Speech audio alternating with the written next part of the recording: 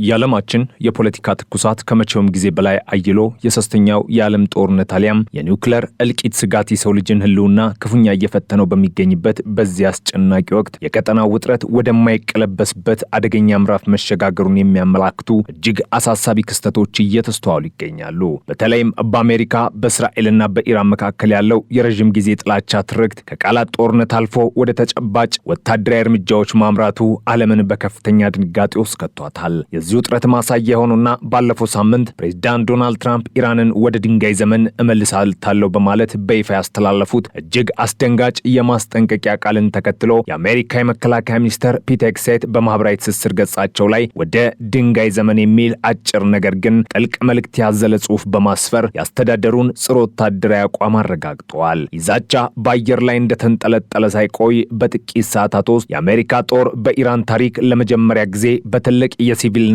የሎጂስቲክስ መሰረተ ልማት ላይ ያልተጠበቀና እጅግ አውዳሚ የሆነ የአየር ጥቃት ፈጽሟል። በጥቃቱ ቀዳሚ ኢላማ የሆነው በቴህራን አቅራቢያ የሚገኘውና ስትራቴጂካዊ ጠቀሜታው እጅግ የጎላው ግዙፉ የቢዋን ድልድይ ሲሆን ይህ እርምጃ የአሜሪካ ወታደራዊ እርምጃ ከወታደራዊ ካምፖች ባለፈ ወደ ኢነርጂ፣ ውሃና ትራንስፖርት መሰረተ ልማቶች ሊሸጋገር እንደሚችል ግልጽ ማሳያ ተደርጎ ተወስዷል። ፕሬዚዳንት ትራምፕ ይህንኑ አስመልክተው በሰጡት ማብራሪያም ኢራን በአስቸኳይ ወደ ድርድር ጠረጴዛ መምታ ስምምነት ላይ ለመድረስ ፈቃደኛ ካልሆነች በአገሪቱ የሲቪል ማህበረሰብና የኢኮኖሚ ደምስሮች ላይ አስከፊ ጉዳት የሚያደርሱ መሰል ጥቃቶች ተጠናክረው እንደሚቀጥሉ አስጠንቅቀዋል። ጥቃቱን ተከትለውም በቴህራን የሚገኘው የግዙፍ ድልድይ ክፉኛ መጎዳቱንና ከእንግዲህ ለአገልግሎት እንደማይውል እያረጋገጡት ፕሬዝዳንቱ ገና ብዙ የሚቀሩ ጥቃቶች አሉ፣ ኢራን ምንም ሳይቀርባት በፊት ስምምነት የምታደርግበት ጊዜ አሁን ነው ሲሉ ከባድ ወታደራዊ ጫና አሳድረዋል። በሌላ በኩል የአሜሪካ መከላከያ ባለስልጣናት ይህን ጥቃት ሲያብራሩ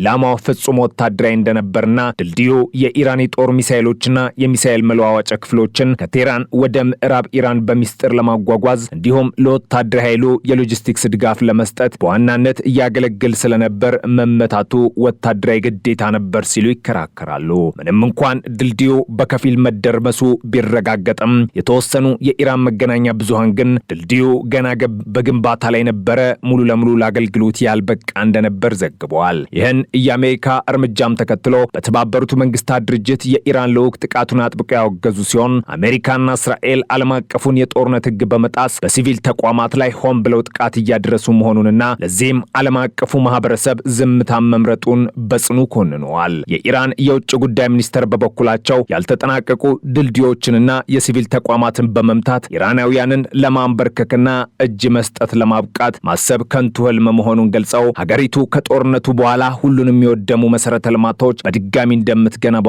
በማረጋገጥ የሀገሪቱን ጽኑ አቋም አንጸባርቀዋል። ይሁን እንጂ የፕሬዝዳንት ትራምፕ ፉከራና የተሰነዘረውን ጥቃት ወደ ጎን ትተን ነገሩን ወደ ላቀው ዓለም አቀፋዊ እውነታ ስናሻግረው አሁን እየተካሄደ ያለው የሚሳኤል ልውውጥና የተለመደው የጦር መሳሪያ ፊልሚያ ወደ ከፋውና የልጆች ጨዋታ ወደሚያስመስለው አውዳሚ የኒውክሌር ጦርነት ሊያመራ ይችላል ለሚለው ስጋት የዓለማችን ትልቁ የራስ ምታት ሆኗል። ዓለምን እያወዛገበና እያሸበረ ያለው ዋነኛው ጥያቄም ከምንጊዜም በላይ ወደ ኒውክሌር ጦርነት ቀርበናልን የሚለውም ነው። የሰው ልጅ ለራሱ ጥፋት ያለውን ቅርበት በምሳሌ ሁኔታ የሚለካው የጥፋት ቀን ሰዓት ወይም ዶምስዴይ ክሎክ የተሰኘው ሳይንሳዊ መቁጠሪያ አሁን ባለንበት እጅግ ውጥረት በነገሰበት ጊዜ የዓለምን ፍጻሜ ለሚያመላክተው እኩለ ሌሊት 90 ሰከንዶች ብቻ እንደቀሩት ያመላክታል። ይህ አሃዝ ሰዓቱ ከተመሰረተበት ከሁለተኛው የዓለም ጦርነት ማብቂያ ወዲህ የሰው ልጅ ለኒውክሌር እልቂት እጅግ በጣም የቀረበበት አስፈሪ ታሪክ ወቅት መሆኑን በግልጽ የሚያስገነዝብ ነው። ለዚህ ታይቶ ለማይታወቅ አደጋ ዋነኛው ምክንያት ደግሞ በኒውክሌር የታጠቁ ሀያላን ሀገራት መካከል ያለው ግጭትና እርስ በርስ መተማመን ማጣት ሲሆን በተለይም አሁን በአሜሪካ በእስራኤልና በኢራን መካከል የተቀሰቀሰውና እየተባባሰ የመጣው የጦርነት ከዚህ ቀደም የተደረሱትን ዓለም አቀፍ የኒውክሌር መሳሪያ ስርጭት መከላከያ ስምምነቶችን ከመሰረቱ እያናጋቸው ይገኛል። የሚገርመውና የታሪክ ምጸት የሆነው ጉዳይ ደግሞ የሁሉ ጦርነትና ውድመት የታወጀው የኒውክሌር ስጋትን ከዓለም ላይ ለማስወገድ በሚል ሽፋን መሆኑን ነው። የአሜሪካው ፕሬዝዳንት ዶናልድ ትራምፕ ገና በ2018 ዓ.ም አሜሪካን ከኢራን የኒውክሌር ስምምነት ካስወጡበት ጊዜ ጀምሮ ይህ የሽብርተኛ አገዛዝ የኒውክሌር መሳሪያ እንዲኖረው በፍጹም አንፈቅድም የሚለውን አቋማቸውን በተደጋጋሚ ሲገልጹ የቆዩ ሲሆን አሁንም በኢራን ላይ ለሚሰነዘሩት ወታደራዊ እርምጃዎች ዋነኛ መነሻ አድርገው የሚያቀርቡት ይህንኑ ምክንያት ነው። ነገር ግን ኢራን በእርግጥም ግብጽም በወቅቱ የኒውክሌር መሳሪያ ለማምረት መቃረቧ የፈጠረው እውነተኛ ስጋት ነበረ ወይ የሚለው ጥያቄ በብዙ የፖለቲካ ትንታኔዎች ዘንድ አሁንም አወዛጋቢ ሆኖ ቀጥሏል። በጦርነቱ መጀመሪያ ላይ ወጥተው የነበሩት በርካታ የአሜሪካ የስለላ መረጃዎችና ሪፖርቶች እንደሚያመላክቱት ኢራን የኒውክሌር መሳሪያ ለመስራት የሚያስችል ምንም አይነት ተጨባጭ ወታደራዊ ውሳኔ እንዳልወሰደችና ተግባራዊ እርምጃ ውስጥ እንዳልገባች ያረጋግጣሉ። በተጨማሪም ፕሬዝዳንት ትራምፕ ራሳቸው ከአንድ ዓመት በፊት በኢራን ላይ በተፈጸመው የ12 ቀናት ከባድ የአየር ጥቃት የአገሪቱ የኒውክሌር ፕሮግራም ሙሉ በሙሉ እንደወደመና አቅም አልባ እንደሆነ መናገራቸው ይታወሳል። ይሁን እንጂ የዓለም አቀፍ የኒውክሌር ኤጀንሲ ሪፖርቶች እንደሚያሳዩት ኢራን ዩራኒየምን እስከ 60 በመቶ ማበልጸግ መቻሏ የዓለምን ስጋት ዳግም አቀጣጥሎታል። ይህ የዩራኒየም ማበልጸግ መጠን ለተለመደው የሲቪልና የኤሌክትሪክ ኃይል አገልግሎት ከሚያስፈልገው እጅግ በጣም የላቀ ቢሆንም የኒውክሌር የጦር መሳሪያ ለመስራት ከሚያስፈልገው 90 በመቶ የትኩረት መጠን ግን አሁንም በእጅጉ የራቀ ነበር። ይህን የኢራንን የተወሳሰበ አካሄድ በጥልቀት የሚያጠኑት የታሪክ ምሁሩ አራሽ አዚዚ እንደሚሉት ኢራን ላለፉት በርካታ ዓመታት የተከተለችው የኒውክሌር ፖሊሲ ከብልህነት ይልቅ በስሜትና በአጉል ድፍረት የተሞላ ነበር ይላሉ።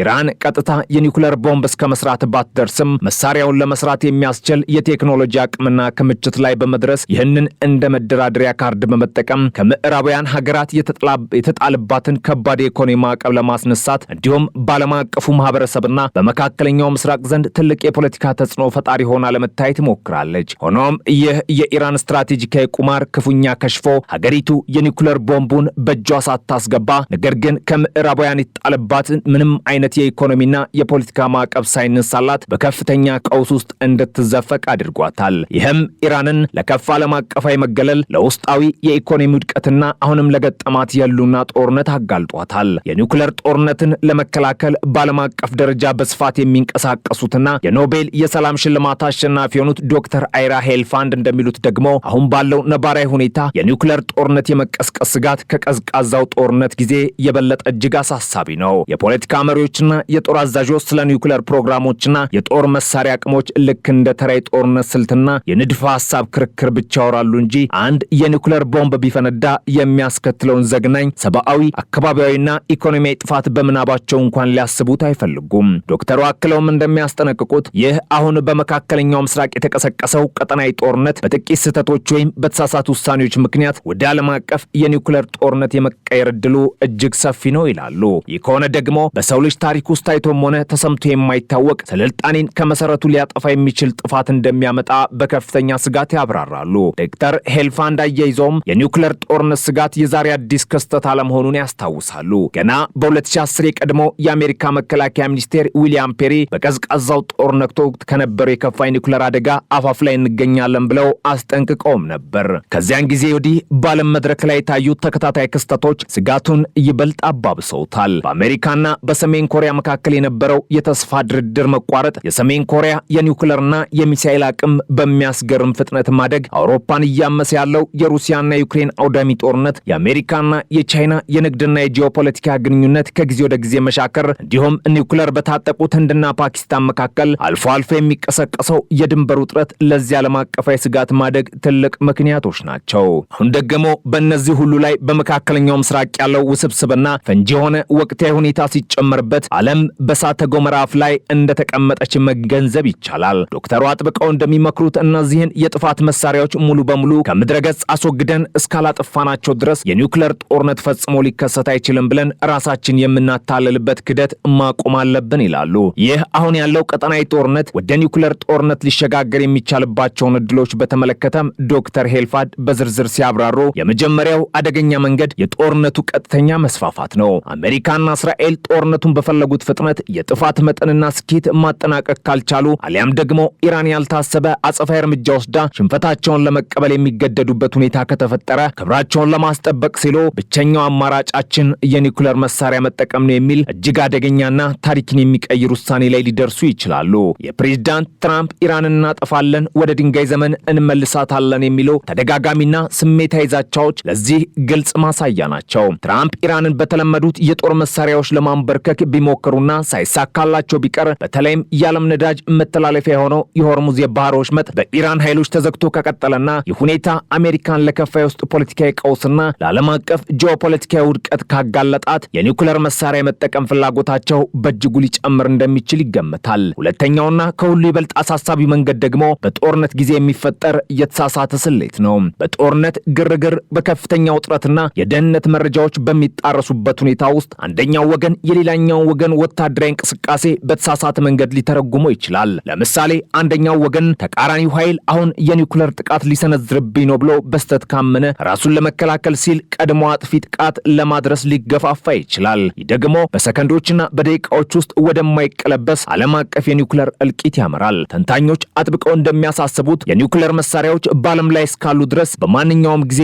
ጦርነት የመከሰትና የሰዎች መጥፋት እድል ሁልጊዜም እንደ ጥላ አብሮን ይኖራል። የዛሬው ቀጠናዊ ጦርነት ነገ የዓለምን ፍጻሜ ሊያፋጥን የሚችልበት እድል እውነተኛ መሆኑን ተገንዝበን እነዚህን የጥፋት መሳሪያዎች ለማስወገድ ዓለም አቀፋዊ ትብብር ካልተደረገ የሰው ልጅ ህልውና በከፍተኛ አደጋ ላይ መውደቁን መካድ አይቻልም። ፕሬዚዳንት ትራምፕ ኢራንን በንግግርም ሆነ በተግባር ለማንበርከክ ያሰቡት ስልት ካልሰራ በመጨረሻ ብቸኛው መንገድ የኒውክሌር መሳሪያ መጠቀም ነው ወደሚል አስፈሪ ድምዳሜ ሊደርሱ ይችላሉ የሚለው ስጋት በስፋት እየተስተጋባ ነው። በተመሳሳይ አስተሳሰብና ግፊት በእስራኤል በኩልም ሊንጸባረቅ እንደሚችል ቢገመትም ዋነኛውና አደገኛው ውሳኔ ግን ሊተነበይ በማይችለው የትራምፕ የአመራር ዘይቤ ሊመጣ እንደሚችል ብዙዎች ይስማማሉ። በተጨማሪም ይህ የመካከለኛው ምስራቅ ቀውስ የገጽታ ወሰኑን አስፍቶ ወደ ሰፊ ዓለም አቀፋዊ ጦርነት የመለወጥ እድሉ እጅግ ከፍተኛ መሆኑን መረጃዎች ያመላክታሉ። ለዚህም እንደ ማሳያ የሚወሰደው ሩሲያ ለኢራን እያደረገች ያለችው ይፋ ያልሆነ ንቁ ወታደራዊና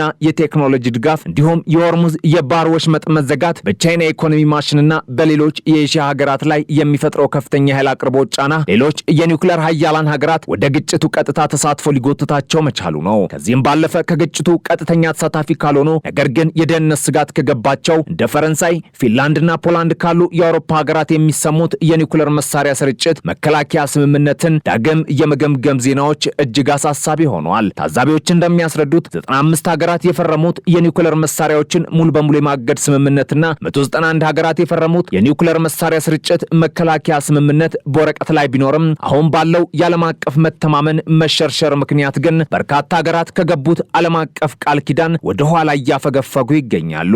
ለዚህም ዋነኛው ምክንያት የመካከለኛው ምስራቁ ጦርነት ብቻ ሳይሆን የሩሲያና የዩክሬን ጦርነት መጀመሩን ተከትሎ አሜሪካና እንግሊዝ ከዓመታት በፊት ዩክሬን የኒውክሌር መሳሪያዎቿን ስታስረክብ ከጥቃት ለመከላከል የገቡትን ቃል ኪዳን በተግባር አለመጠበቃቸው ነው። ይህም አሜሪካ በችግር ጊዜ የታመነች አጋር ስለመሆኗና የአሜሪካ የኒውክሌር ጥላ ጥበቃ ለሌሎች አጋሮቿ አስተማማኝ ስለመሆኑ ብዙ ሀገራት ጥያቄ እንዲያነሱ አድርጓቸዋል። በዚህም ምክንያት በደቡብ ኮሪያ፣ በፖላንድ፣ በጀርመንና በአንዳንድ ስካንዲቬኒያን ሀገራት ውስጥ ለምን የየራሳችን የኒውክሌር መሳሪያ እንታጠቅም የሚል ግልጽ የፖሊሲ ክርክርና የህዝብ ጥያቄ መነሳት ጀምሯል። በተለይም የአውሮፓ ሀገራት በአሜሪካ የጸጥታ ዋስትና ላይ መተማመን ካልቻሉ የአውሮፓ ህብረት አባል ከሆነችው ፈረንሳይ ጋር በመሆን የፈረንሳይን የኒውክሌር አርሴናል ለመላው የአውሮፓ ሀገራት አባላት እንደ መከላከያ ጥላ መጠቀም ፍላጎት እያሳዩ መሆኑን በስፋት እየወጡ ያሉ ዘገባዎች ያመላክታሉ። የሁኔታ ዓለምን እጅግ አደገኛ፣ ፈጽሞ ያልተረጋጋና ከቁጥጥር ውጭ ወደሆነ አዲስ የኒውክሌር ጦር መሳሪያ ሽቅድድም ውስጥ ሊከታት እንደሚችል ታዛቢዎች በከፍተኛ ስጋት ያስጠነቅቃሉ።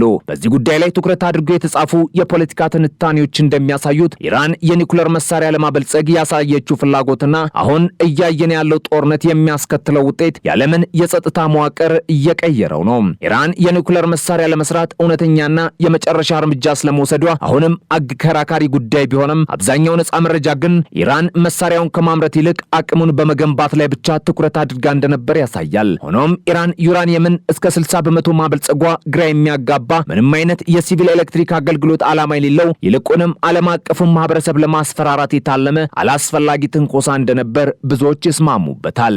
አሁን የተቀሰቀሰውና እየተካሄደ ያለው ጦርነት ግን በኢራን ፖለቲከኞችና ወታደራዊ መሪዎች በኩል የኒውክሌር መሳሪያ ግድ ሊኖረን ይገባል፣ አለበለዚያ ህልውናችን ያበቃል የሚለውን እምነት ይበልጥ እንዲጠናከር አድርጎታል። ኢራን አሁን ላይ መሳሪያውን የመስራት አቅም ይኖራት አይኖራት በውል ባይታወቅም አሜሪካና እስራኤል በኢራን ላይ የሰነዘሩት ጥቃት ግን ለኢራንም ሆነ ለሌሎች ታዳጊ ሀገራት የኒውክሌር መሳሪያ ከሌላችሁ በማንኛውም ጊዜ እንዲህ ትወረወራላችሁ፣ ትደበደባላችሁ፣ በማንኛውም ጊዜ እንዲህ ትወረራላችሁ፣ ትደበደባላችሁ፣ ሉዓላዊነታችሁ ይደፈራል የሚል እጅግ አደገኛና የተሳሳተ መልእክት አስተላልፏል። ይህ መልእክት ቀደም ሲል በሩሲያ የዩክሬን ወረራ፣ በአሜሪካ የኢራቅና የሊቢያ ወታደራዊ ጣልቃ ገብነቶች ወቅትም በግልጽ የታየ ሲሆን ሀገራት የኒውክሌር መሳሪያ ቢኖረን ኖሮ ማንም አይደፍረንም ነበር፣ የበለጠ ደህንነት ይሰማናል የሚል የተሳሳተ ድምዳሜ ፍጻሜ ላይ እንዲደርሱ እያደረጋቸው ይገኛል።